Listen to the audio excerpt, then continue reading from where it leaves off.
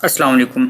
आज की इस वीडियो के अंदर हम डिस्कस करने जा रहे हैं एक नॉवल को, बिटवीन शेड्स ऑफ ग्रे, जिसे लिखा है रूटास पैटिस। तो आज के इस नॉवल के अंदर हम आज के इस लेक्चर के अंदर जिन पॉइंट्स को हम जिन इम्पोर्टेंट फीचर्स को हम डिस्कस करने लगे हैं, उनमें सबसे पहले हम डिस्कस करेंगे इंट्रोडक्शन को ऑथर का, फिर ओवरव्यू देखेंगे, एक ब्रीफ सा अबाउट देखेंगे, यानी किन पॉइंट्स पे या किन बेसिस के ऊपर जो है इस नॉवल को लिखा गया, तो ओवरव्यू देखेंगे इस नॉवल का। उसके बाद हम कैरेक्टर्स डिस्कस करेंगे, कैरेक्टर स्केच जिसमें मेजर कैरेक्टर भी हैं, माइनर कैरेक्टर भी हैं, और उसके बाद जो है हम क्या डिस्कस करने वाले हैं, इसकी समरी को डिस्कस करने वाले हैं।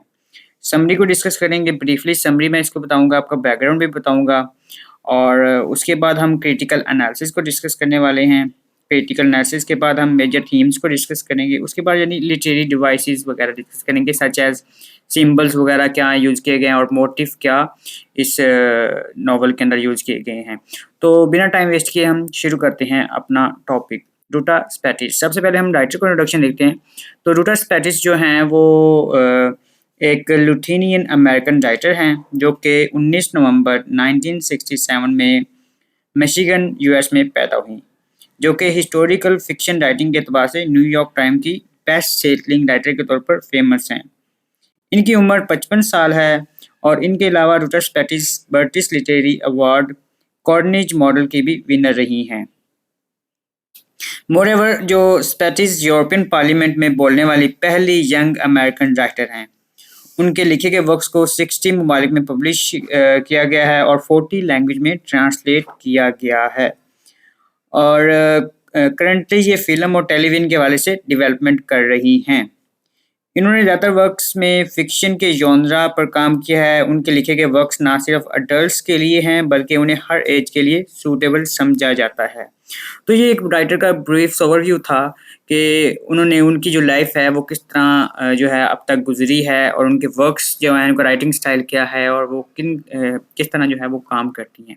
अगर उनके इम्पोर्टेंट वर्क्स की बात की जाए तो उनमें सबसे पहले है जो नॉवल है, नोटेबल नॉवल है बिटवीन शेड्स ऑफ ग्रे, ठीक है, जिसे 2011 में पब्लिश किया गया था। उसके बाद जो नेक्स्ट नॉवल है आउट ऑफ ऐसे 2013 में पब्लिश किया गया था। उसके बाद साल टू द सी है जिसे 2016 में पब्लिश किया गया था। उसके बाद द फाउंटेन ऑफ साइलेंस है 2019 में से पब्लिश किया गया था। और एंड वाला जो नॉवल है आई मस्ट बिट्रे यू, ये रिसेंटली पब्लिश हुआ है 2022 में, ये भी एक नॉवल है। तो ये उनके फेमस वर्क्स थे जिन पर उन्होंने काम किया। तो इस स्टोरी की बात की जाए तो इसका सबसे पहले मैं आपको एक ब्रीफ ओवरव्यू देना चाहूँगा कि ये जो सेप्टिस का सबसे पहला नॉवल था जो कि 2011 में पब्लिश हुआ, ये कहानी एक टीनेज गर्ल की है जिसे 1941 में सोवियत गवर्नमेंट के आने के बाद लुथीनिया से डिपोर्ट करके गुलाग लेबर कैंपस में भेज दिया गया था। तो इन फैमिली को, इस लड़की को क्यों अरेस्ट किया गया था, इसके पीछे एक प्रॉपर जो है वो बैकग्राउंड है। इस बुक में वो बैकग्राउंड क्या था, वो ये था कि जो ये स्टोरी है, बेसिकली ये कहाँ की स्टोरी है, ये स्टोरी है लुथीनिया की। This story take place in Lithuania. तो जब वर्ल्ड वॉर 2 में जर्मनी ने पोलैंड पे हमला किया था, यानी वेस्टर्न पोलैंड पे, और सोवियत यूनियन थी, उन्होंने कहाँ पे हमला किया था, ईस्टर्न पोलैंड पे। तो लुथीनिया कहाँ पे है इस वक्त, लुथीनिया जो जगह है, जो स्टेट है, वो किस जगह पे है, तो लुथीनिया हेल्ड इन बर्टी स्टेट। तो उन्होंने सोवियत यूनियन वालों ने ये समझा कि ये जो फैमिली है और जो बाकी के लोग जहाँ जो यहाँ पे रह रहे हैं, ये लोग हमारे खिलाफ हैं। तो उन सबको जो है वो साइबेरिया भेज दिया गया, पकड़ कर साइबेरिया भेज दिया गया। वो बहुत सर्द इलाका है, तो वहाँ तक जो है वो 6 वीक का सफ़र होता है जिसमें सूरज तक भी नज़र नहीं आता। तो उनको गुलाग लेबर कैंपस में भेज दिया गया। इस बुक में जो है वो बेसिकली क्या किया गया है, इस बुक में फिक्शनल करेक्टर और रियल फिक्शनल करेक्टर को रियल एक्सपीरियंस और एक्चुअल एक्सपीरियंस के साथ रैप अप किया गया है। इस बुक को 30 लैंग्वेज में ट्रांसलेट किया गया है और क्रिटिकली अक्लेम्ड भी किया गया है। और रूटा जो है वो इस नॉवल के बारे में कहती हैं कि इसमें बेल्टिक्स ये एक जगह है उस लोगों की सफरिंग और ट्रेमेंडियस होप को रिप्रेजेंट किया गया है। उसके बाद जो रूटा हैं वो सफ़रिंग के ऊपर, ये सारा नावल जो है वो सफ़रिंग पे बेस करता है। उन्होंने जो है वो इसी नावल को बेस बनाकर उन्होंने यूरोपियन पार्लियामेंट में पहली दफ़ा यंग अडल्ट लिटरेचर को प्रेजेंट किया और ये इवेंट 2013 में हुआ। इसमें रूटा ने हिस्टोरिकल फिक्शन को इम्पोर्टेंस के बारे में और हिस्टोरिकल फिक्शन के बारे की इम्पोर्टेंस के बारे में बताया। इस नावल को एशेज ऑफ इन स्नो के नाम से कन्वर्ट किया गया। इसके अलावा इस नावल को 2012 में कार्निज मॉडल के लिए नॉमिनेट भी किया गया।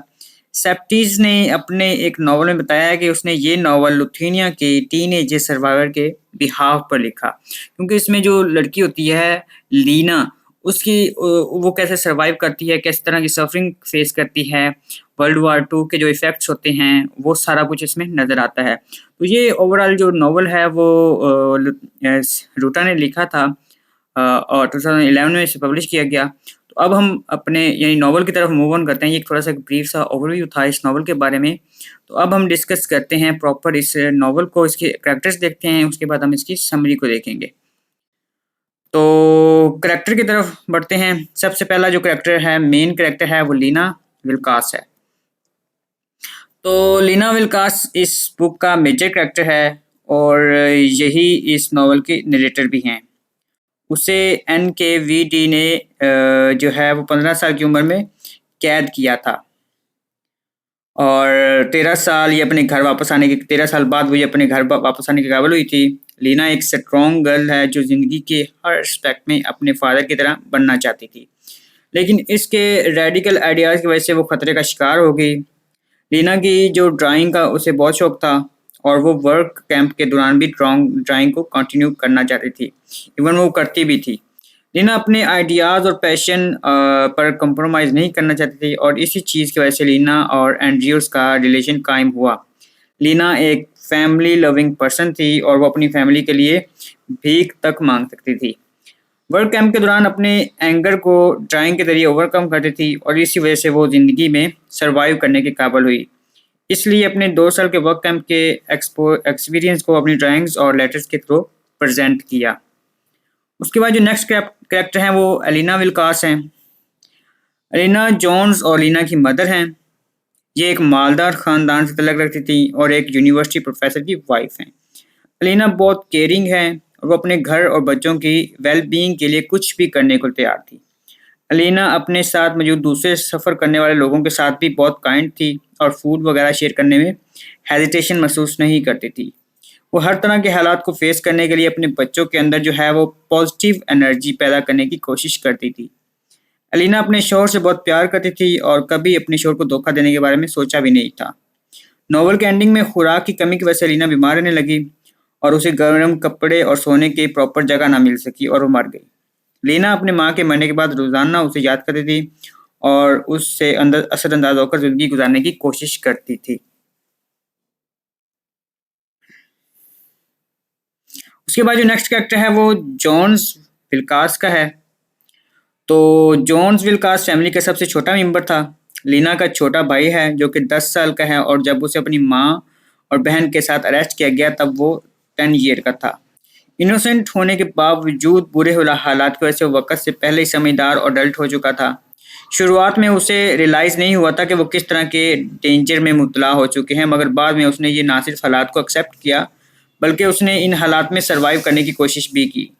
लीना को ये बात बहुत महसूस होती थी कि उसके भाई को एक मजबूत मेल फिगर की ज़रूरत है, क्योंकि वो छोटा था ना। उसके लिए एंड्रयूस एक गार्डियन फादर फिगर के तौर पर जोनास की लाइफ में शामिल था।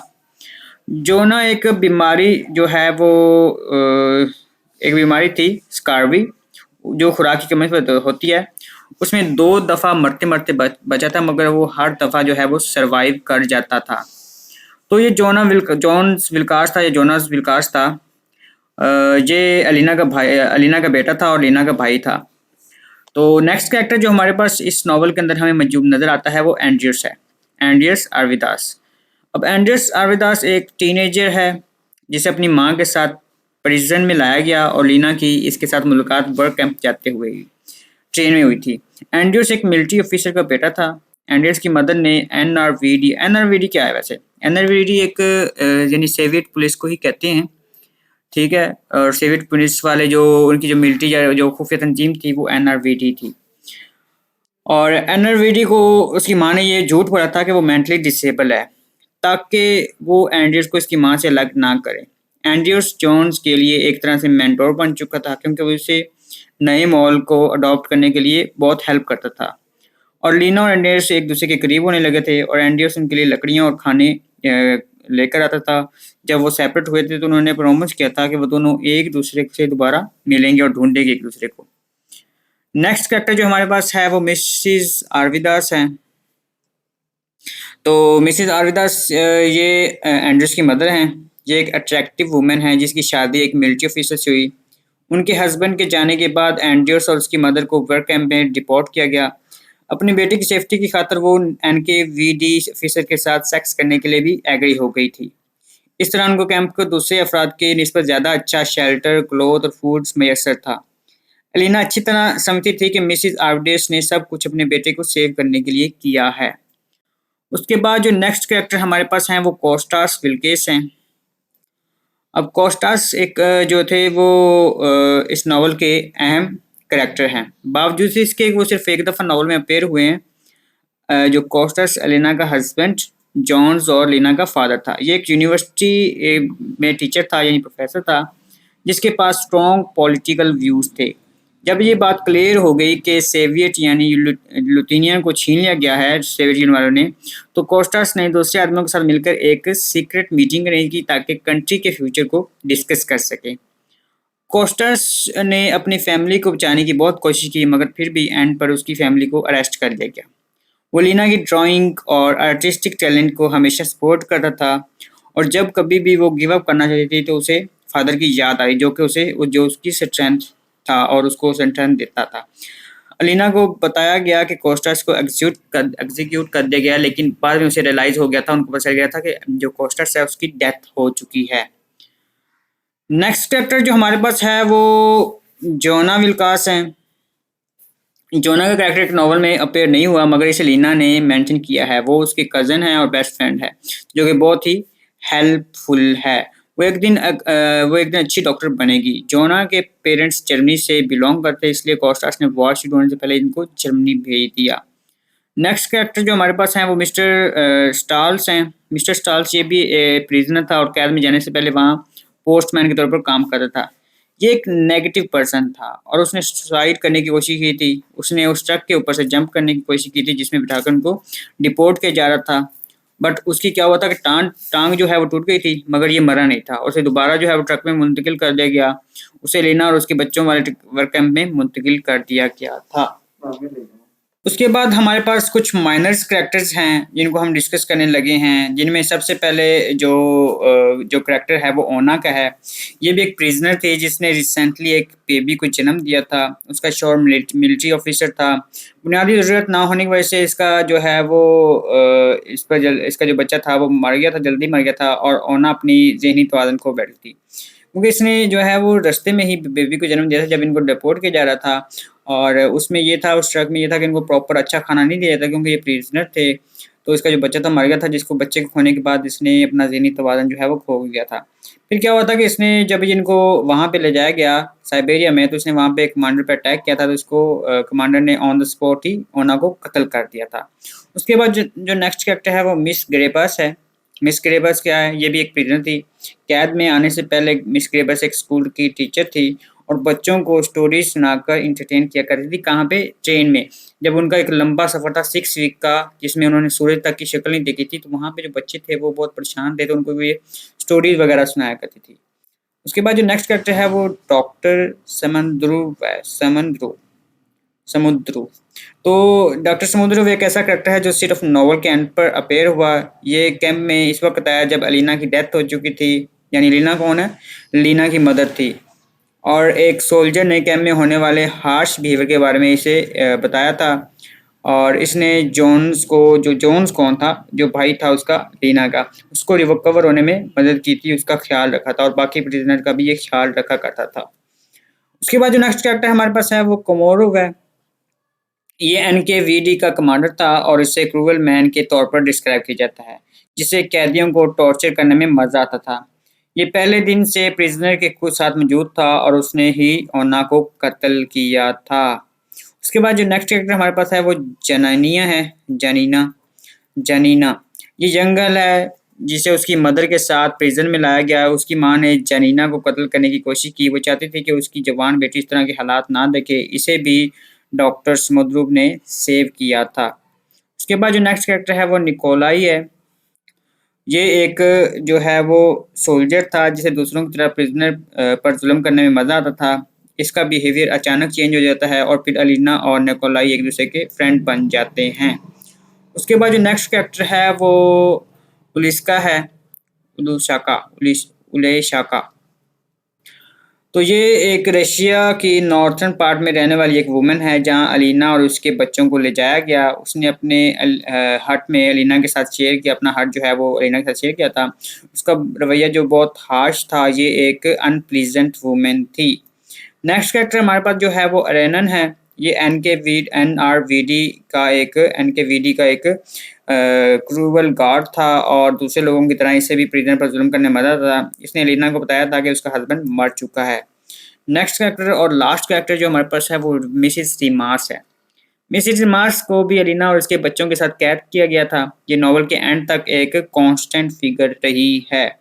ये एक जो है वो लिब्रेरियन थी और किसी अननोन वजह से अपने शोर से अलहदा हो चुकी थी। उसने ट्रेन के सफ़र के दौरान बच्चों का ख्याल रखा और उन्हें स्टोरीज सुनाई। तो ये थे ओवरऑल हमारे मेजर और माइनर कैरेक्टर जो इस नॉवल के अंदर हमें परफॉर्म करते हुए एक्ट करते हुए नज़र आएंगे और जिनके थ्रू जो है वो स्टोरी जो है मूव ऑन करती है। तो हम ये कैरेक्टर्स फिगर्स थे। इसके बाद हम समरी को देखते हैं। तो बिना टाइम वेस्ट किए हम अपनी समरी को शुरू करते हैं। तो समरी की अगर बात की जाए तो विल्कास जो है ये नॉवल कहाँ से शुरू होता है मैंने इसका आपका बैकग्राउंड जो है बता दिया हुआ है। बैकग्राउंड के ये जो लिथुनिया के बारे में स्टोरी है। This story take place in Lithuania. तो जब वर्ल्ड वार 2 में जर्मनी ने पोलैंड पे हमला किया वेस्टर्न पोलैंड पे और सोवियत यूनियन ने ईस्टर्न पोलैंड पे हमला किया तो Lithuanian held in barter state. तो बर्टर स्टेट वालों को जो सोवियत यूनियन थे वो समझते थे कि जो बर्टर स्टेट वाले हैं वो हमारे दुश्मन हैं। और ये जो फैमिली थी ये भी बर्टी स्टेट में थी। तो सोवियत यूनियन वालों ने इनको पूरी फैमिली को पकड़ लिया और भी बहुत से लोग थे। इस फैमिली मेन है क्योंकि इसमें जो टीनेजर गर्ल है वो प्रोटैगनिस्ट है। वो हमें सर्वाइव करती नज़र आती है। तो ये फैमिली इसलिए से जो है वो फेमस है और मेन है। तो ये सब जो बर्टी स्टेट के लोग थे और जो बाकी लोग थे इन लोग सब लोगों को पकड़ लिया गया था और इनको जो है वो एक साइबेरिया में शिफ्ट कर दिया गया था। ये बैकग्राउंड है स्टोरी का। तो किस तरह वो मूव ऑन करते हैं वो हम समरी के अंदर डिस्कस करते हैं ओवरऑल।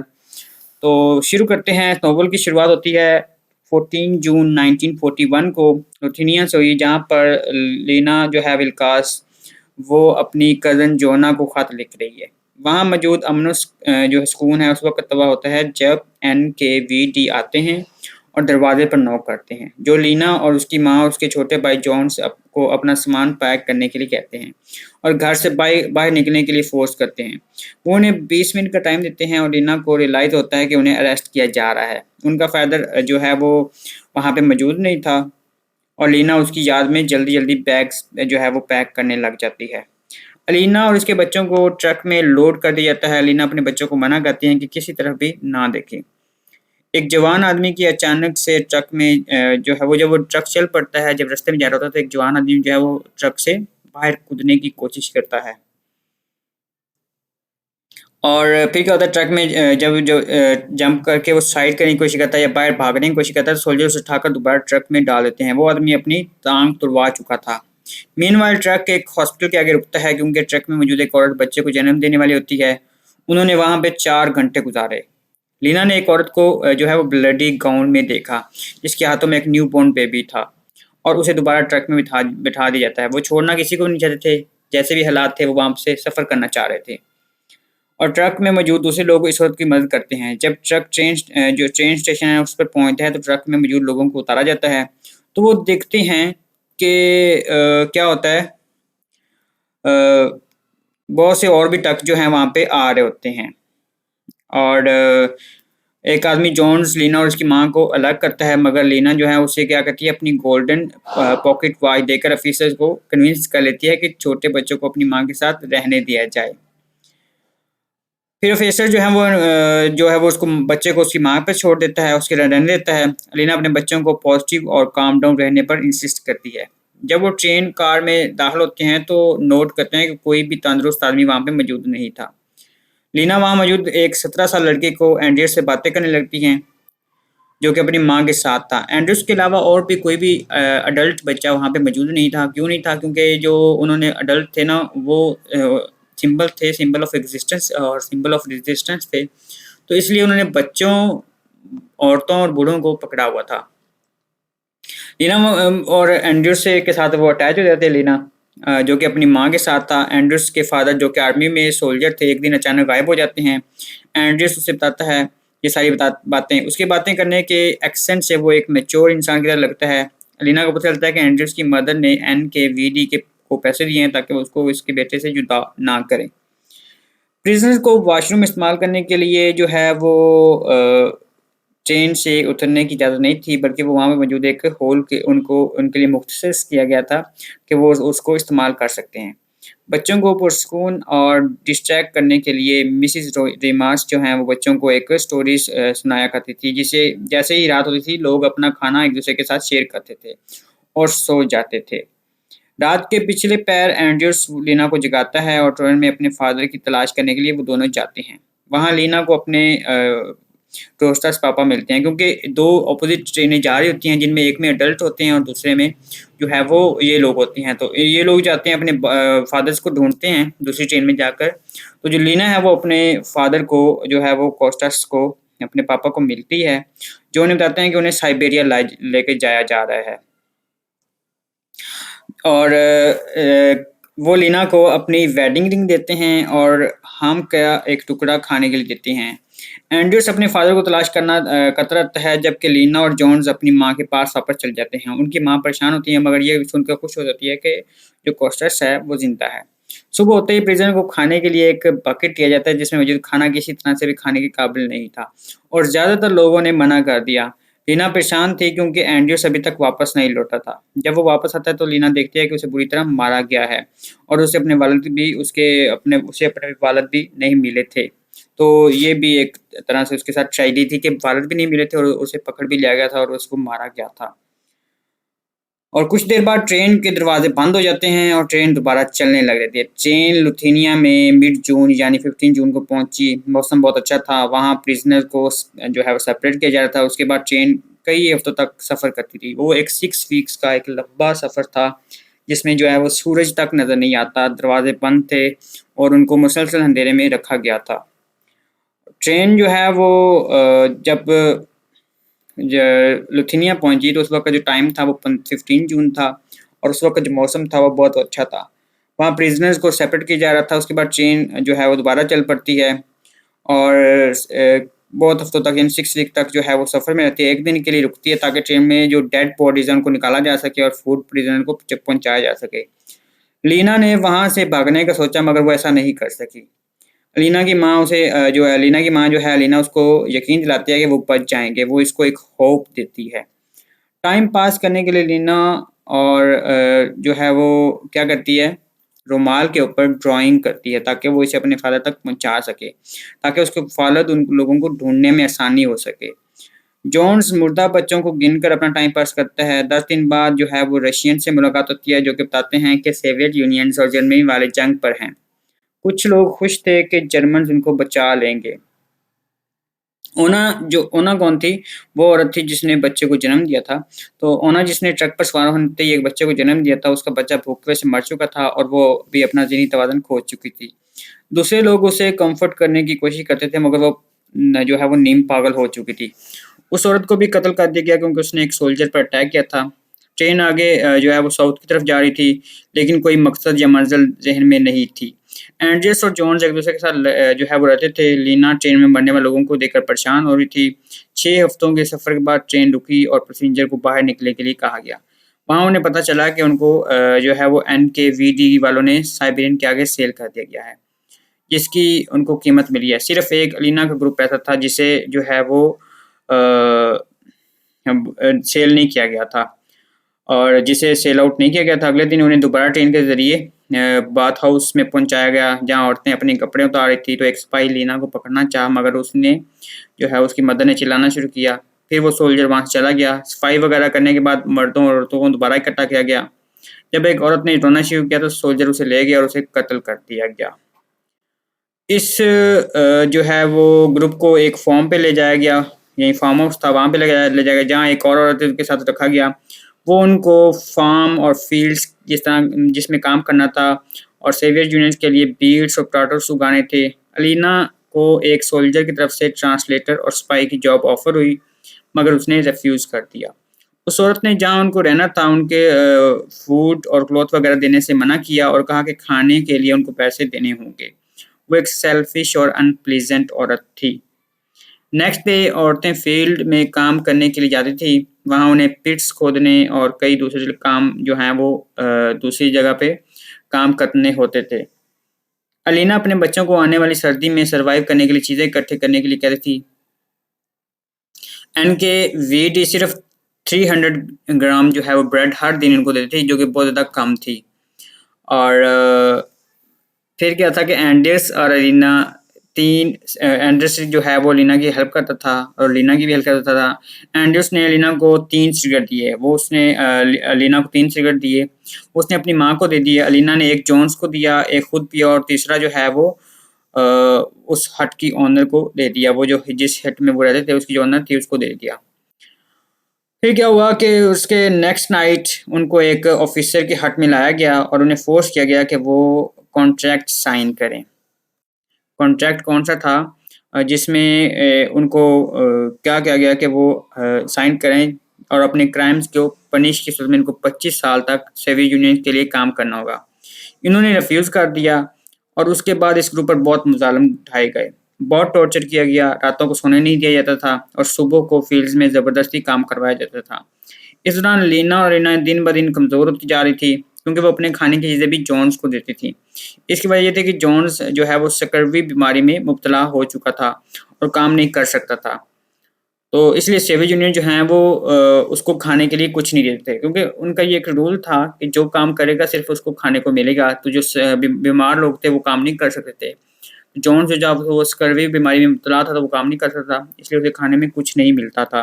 तो जो लीना और अलीना थे वो अपना खाना जो है वो जॉन्स को देते थे, खुद काम करते थे। मीनवाइल क्या हुआ कि ग्रुप से पूछा गया कि क्या किसी को ड्राइंग आती है, तो लीना ने ड्रॉ करके दिखाया तो इसे बहुत अप्रिशिएट किया गया। इवन के उसे ऑफिसर ने गिफ्ट भी दिए। क्रिसमस आ गई मगर उनके पास कपड़े खाने कुछ भी मौजूद नहीं था। दूसरी तरफ एनकेवीडी वाले क्रिसमस पार्टी कर रहे थे। अलीना अपने जो है वो शौहर के नाम खत लिखती थी उस होप से कि कभी ये जो है वो उन तक जो खत हैं वो उसके पहुंच जाएंगे। सर्दियां शुरू हो चुकी थी तो हालात मज़ीद ख़राब हो गए थे मगर वो लोग ज़िंदा रहने की भरपूर जो है वो कोशिश कर रहे थे। क्रिसमस की इवनिंग में लीना को कमांडर के जो है वो पोर्ट्रेट बनाने के लिए कहा गया जो उसने बहुत अच्छी बनाई और रिवार्ड में उसने कमांडर से पोटैटोज़ मांगे मगर उन्होंने इनकार कर दिया। यानी खाने को उनके पास कुछ नहीं था तो उन्होंने मांगे। इवन के खाने पीने के लिए उन्होंने बेगिंग भी की और बेगिंग भी करनी पड़ रही थी। 22 मार्च को लीना 16 साल की हो गई और प्रिजनर ने उसके लिए सरप्राइज पार्टी अरेंज की। एंड्रयूस ने उसे गिफ्ट दिया और उन्होंने पहली दफ़ा एक दूसरे को किस किया। इसके बाद क्या होता है कि स्प्रिंग शुरू होते हैं और एंड्रयूस ने जो ऊना है उसको बताया कि जॉन और लीना को वहाँ से रिलोकेट किया जा रहा है।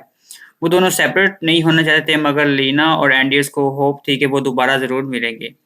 लीना ने उसे उसकी अपनी जो है वो कुछ ड्राइंग्स दी। रिलोकेट करने के लिए दोबारा ट्रैक्टर और ट्रेन का सफ़र करना पड़ता था। उन्होंने सुन रखा था कि जापान ने अमेरिका के साथ जंग का ऐलान कर रखा है और सोवियत को फाइनलैंड जो है के साथ मर्ज कर दिया जाएगा। इसलिए उन्हें अमेरिकन शिप के ज़रिए ले जाया जाएगा।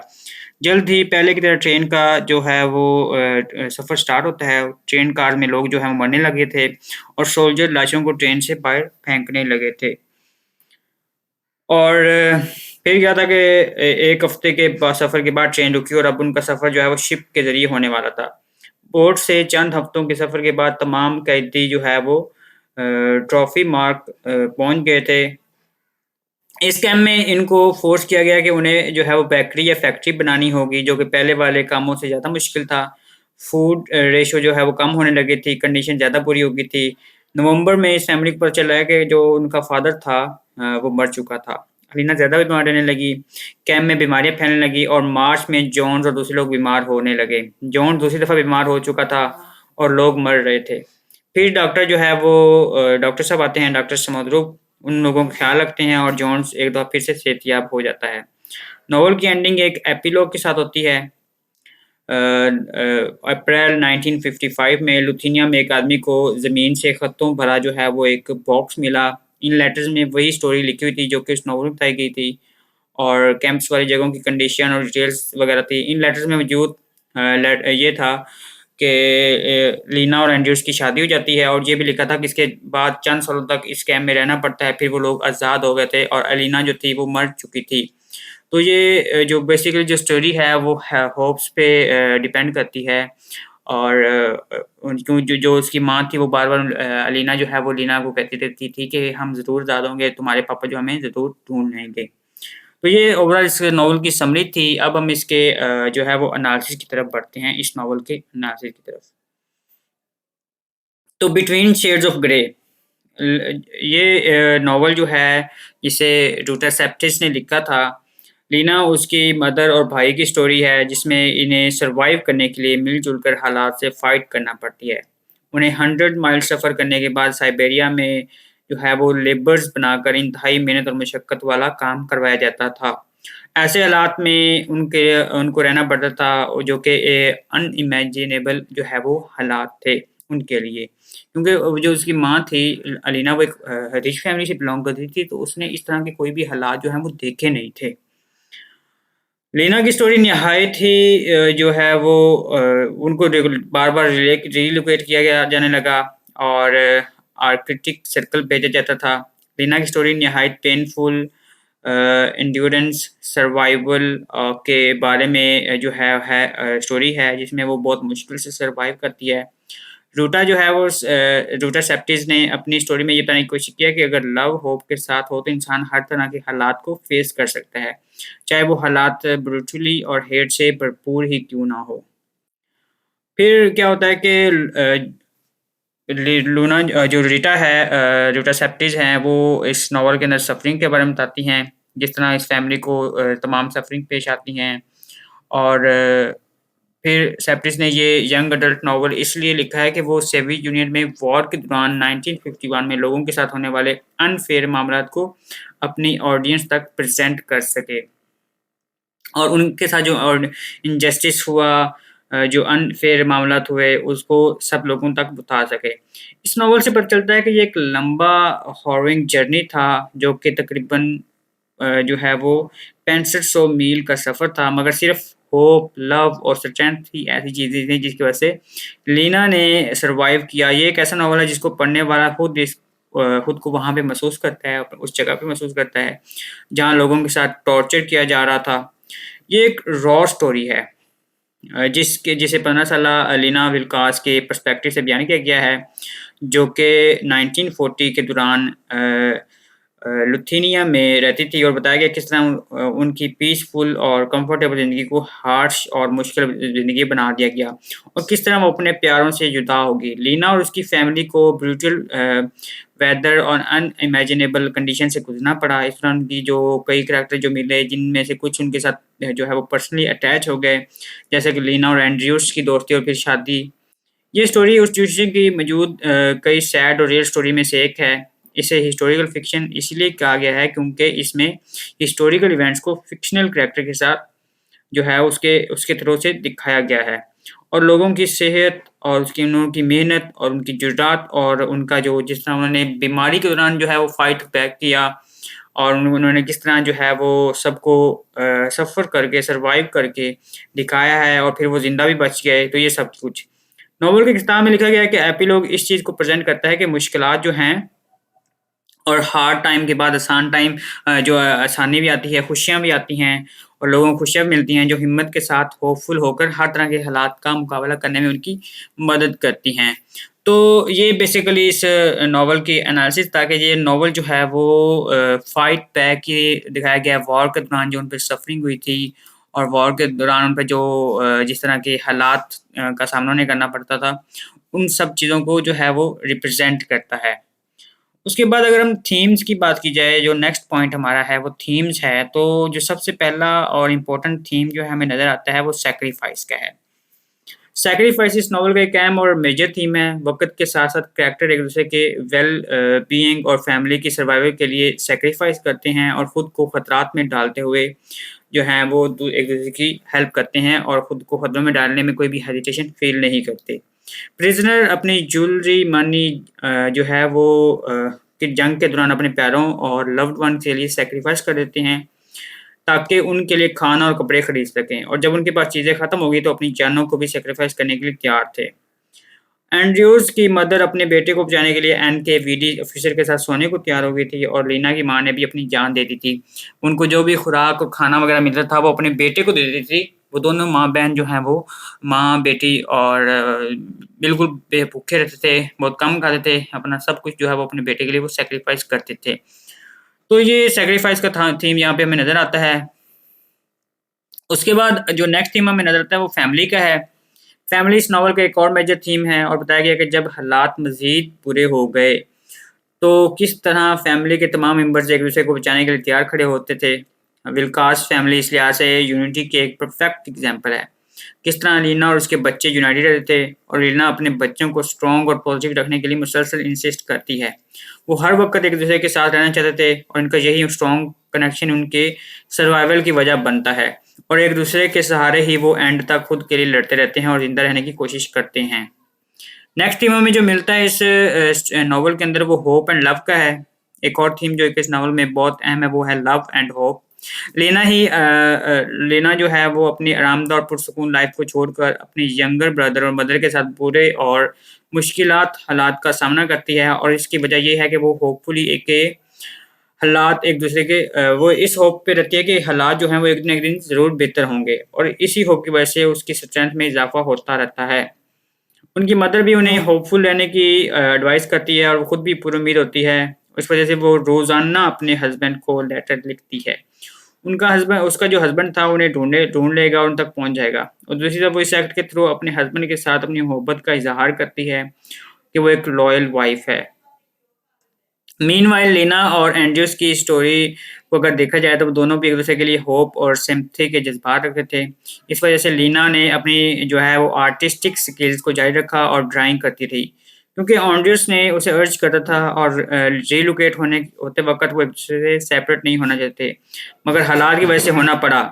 मगर वो होपफुल थे कि वो दोबारा दोनों मिलेंगे, और जो एपिलॉग है उससे पता चलता है कि उनकी होप किस तरह रियलिटी में बदल जाती है, और उन दोनों की शादी हो जाती है। हर चीज़ को होप और लव के बेस पर बेयर किया जा सकता है। बाद जो हमारे पास नेक्स्ट चीज़ है जिसे लिटरेरी डिवाइसेज़ है जिसको हम डिस्कस करने लगे हैं, जिसमें सिंबल्स और मोटिव हैं उस नॉवल के अंदर जो हमने तलाश किए हैं। जो सबसे पहला सिंबल है वो सिंबल ऑफ डिवोशन है। जब जो लीना है वो अपने फ़ादर से मिलती है तो वो इसे अपनी वेडिंग रिंग देता है। वो इसे उसकी मदर लीना को देने के लिए ये वेडिंग दे देता है। जब लीना इस रिंग को देखती है तो उसे यकीन हो जाता है कि रोस्टर जो है वो अभी भी उससे प्यार करता है और उसे उनकी फ़िक्र है। दूसरी तरफ रोस्टर्स ने रिंग इसलिए दी थी कि क्योंकि उनके उन वक़्तों में ज्वेलरी इंसान की ज़िंदगी बचा सकती थी। ये बहुत जो है वो इम्प्रेसिव बात थी। वो चाहता था कि उसकी फैमिली ज़िंदा रहे और सेफ रहे। इसलिए यहाँ रिंग एक तरह से डिवोशन और लव को रिप्रेज़ेंट करती है, जो कि जो उनका फ़ादर था और जो उस फैमिली का इम्पोर्टेंट फ़िगर था, वो अपनी फैमिली के लिए महसूस करता था। उसके बाद जो नेक्स्ट हमारे पास सिंबल है, वो सिंबल ऑफ डिवोशन है, सिंबल ऑफ वेल्थ है। सिंबल ऑफ वेल्थ एलिना और उसकी फैमिली मालदार और अपर क्लास से ताल्लुक़ रखती थी, क्योंकि वो गैर ज़रूरी अशिया भी खरीदने के काबिल थे। एलिना के पास खूबसूरत जो है वो प्लेट्स थी, जिन्हें उसने सेवियर्स के साथ जाने से पहले डिस्ट्रॉय कर दिया। वो अक्सर अपने बालों को कर्ल करती थी, जो कि मालदार घराने की औरतें करती थी। फैंसी हेयर, खूबसूरत प्लेट्स और हर डेकोरेट चीज़ें यहाँ वेल्थ की सिंबल्स के तौर पर नज़र आती हैं और अच्छे फाइनेंशियल सिचुएशन को रिप्रेजेंट करती हैं। नेक्स्ट जो सिंबल है हमारे पास है वो सिंबल ऑफ डेंजर है। जब अलीना और उसके बच्चे ट्रेन में दाखिल होते हैं तो वो नोट करते हैं कि ट्रेन में कोई भी हेल्दी इंसान मौजूद नहीं था, जो कि इंतहाई ख़तरनाक चीज़ थी। सोवियत यूनियन के बुरे बिहेवियर की वजह से तमाम इंसान जो है वो बीमार या फिर बूढ़े जो हैं वो थे उसके अंदर मौजूद थे, और जो लोग थे, जो ठीक लोग थे, वो भी बीमार हो रहे थे। ताकि कोई भी पावर उनका मुकाबला ना कर सके। एनकेवीडी वाले किसी भी सेहतमंद इंसान को वहाँ रहने नहीं देते थे, ताकि वो इनके लिए कोई प्रॉब्लम ना पैदा करें, क्योंकि सेहतमंद इंसान अपने सर्वाइवल के लिए कुछ ना कुछ करता है। इसलिए कहा जा सकता है कि एनकेवीडी के लिए सेहतमंद इंसान डेंजर का सिंबल समझा जाता था। उसके बाद जो नेक्स्ट हमारे पास है वो मोटिफ ऑफ पिग्स मोटिफ है। मोटिव क्या है? पिग्स हैं। इस नॉवल का कॉमन मोटिव है ये है कि उसका मतलब ये है कि सोवियत यूनियन लोगों को जानवरों की तरह अरेस्ट करते हैं और इन्हें ज़िंदा रख बचने नहीं देते। इसलिए वो औरतों, बच्चों और आदमियों को जानवरों की तरह लाइव स्टॉक की तरह ट्रीट करते हैं। प्रिज़नर को ट्रेन कार्स के ज़रिए ट्रांसपोर्ट किया जा रहा था, जिस तरह एनिमल्स को किया जाता है। इसके अलावा कोई मेडिकल केयर, बेसिक राइट नहीं दिए जाते। ये सब कुछ इस तरह रिज़ेम्बल करता है कि सोवियत उन कैदियों को किस नज़र से देखते हैं और दुनिया में उनको कौन-सी जगह देनी चाहते हैं। वो जगह और मुकाम जो है वो पिग्स के जो मुकाम पिग्स को हासिल है, वही वो अपने स्लेव को और प्रिज़नर को देते हैं। तो ये बेसिकली आज का हमारा जो है वो नॉवल था, जिसके अंदर लेक्चर था, जिसके अंदर हमने इस नॉवल को अच्छे से डिस्कस किया है, इसके तमाम अहम इम्पोर्टेंट फीचर्स को डिस्कस किया। तो उम्मीद करता हूँ आज की ये वीडियो आपको पसंद आई होगी। मैं आपको सब्सक्राइब का इसलिए नहीं कहता क्योंकि वो आप पे डिपेंड करता है। अगर आपको ये चैनल पसंद है तो आप ऑब्वियसली इसको सब्सक्राइब करेंगे। लेकिन कमेंट लाज़मी किया कीजिए, इससे क्या होता है कि अगले बंदे को जो थोड़ा-सा फीडबैक मिलता है कि वो आपके लिए हेल्पफुल वीडियो बना रहा है या नहीं बना रहा। तो उम्मीद करता हूँ आपको मेरी ये वीडियो पसंद आई होगी। शुक्रिया, अल्लाह हाफ़िज़।